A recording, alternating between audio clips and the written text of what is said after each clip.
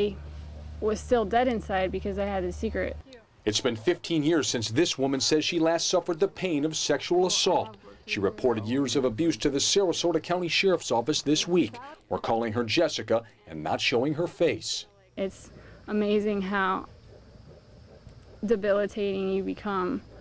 And it's scary. It's scary to think that someone could have that much control over you and you can't fight back.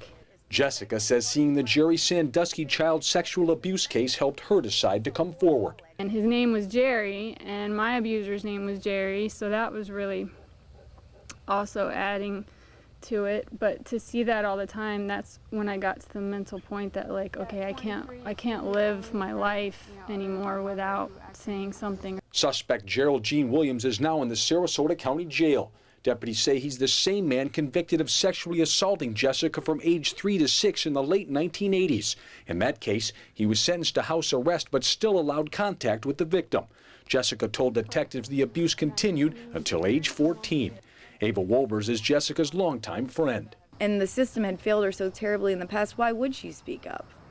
I mean, why would you? If you speak up and your abuser's put back in your life, he gets a slap on the wrist, 2 years house arrest. Derek Bird is president of the Florida Association of Criminal Defense Lawyers. He says the Florida judicial system today is much tougher on convicted sex offenders. The judges today don't really have a lot of discretion. They can't necessarily put someone on house arrest or community control or just give someone probation. The mandatory requirements if someone's convicted of a sex offense, they have to do. For example, you cannot have contact with a victim. Matter of fact, you can't have contact with anybody less than the age of 16.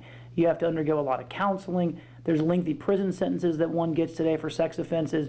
Meanwhile, Jessica hopes sharing her story will inspire other sexual abuse victims to speak up. If I didn't speak up and I learned that he harmed anybody else, and I could have done something to prevent that or at least stop it if it is going on, like, I had to do that. There is no happy ending here. There just isn't. The only thing that I'm hoping comes out of this is that anybody that has been abused by this man comes forward. Reporting in Sarasota County, Grant Boxleitner, SNN Local News.